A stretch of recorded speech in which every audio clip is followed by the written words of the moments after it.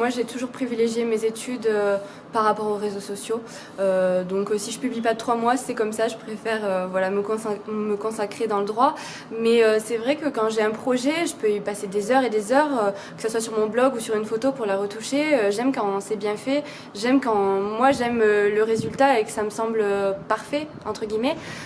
Donc c'est vrai que ça a une valeur. Pour moi, voilà, je vais me spécialiser en propriété intellectuelle, c'est protéger le travail, les œuvres. Et pour moi, Instagram, ça en est devenu des œuvres, tellement que c'est travaillé et tellement qu'on y met du temps.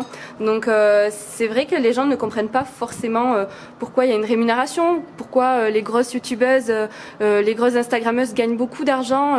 C'est des sommes astronomiques, plus que mes parents qui font un métier quand même assez sympa. Je veux dire, ça peut sembler assez extraordinaire, mais par derrière, il y a beaucoup de travail, du stress. On voit beaucoup ces filles qui disent « Ah, mais je suis stressée, je me sens dépassée » parce qu'il y a des projets qui arrivent de partout, dans lesquels elles doivent être irréprochables, parce que voilà, ce qu'on monte sur les réseaux sociaux, on a envie que ça soit bien, que ça soit propre, et donc ça prend beaucoup de temps, et on a envie que du coup les marques soient contentes de notre travail. Donc ça a une valeur et ça doit être protégé et payé.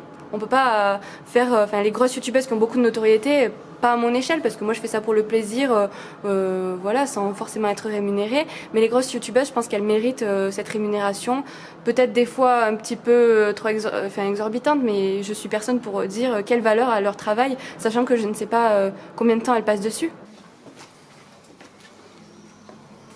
Dans les réseaux sociaux, il y a quelque chose d'assez générationnel, c'est-à-dire que sur Facebook, moi j'identifie ça plus aux personnes d'un certain âge, Instagram, mon âge et un peu plus. Et après, voilà, TikTok, moi je me sens un peu dépassée, c'est vrai que ça prend du temps, j'ai pas envie de m'y plonger parce que je trouve ça un peu compliqué et je préfère rester sur quelque chose que moi je connais déjà. Mais c'est vrai que c'est un super support et il y a beaucoup de potentiel, donc voilà, pour les futures générations.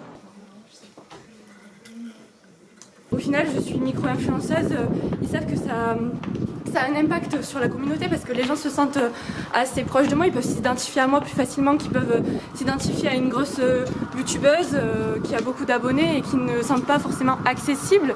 Donc voilà, c'est une tactique pour les marques de nous appeler, nous, petites influenceuses, créatrices de contenu, je préfère le terme, pour mettre en avant leurs produits.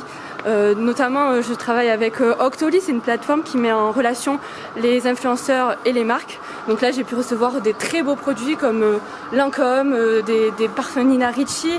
Et après, par derrière aussi, grâce à mon blog, on m'appelle pour tester des restaurants, des brunchs. Je peux toujours amener un proche ou une autre influenceuse et c'est vraiment génial parce que je découvre des choses que j'aurais pas pu me permettre moi en tant qu'étudiante et c'est vraiment que du bonheur.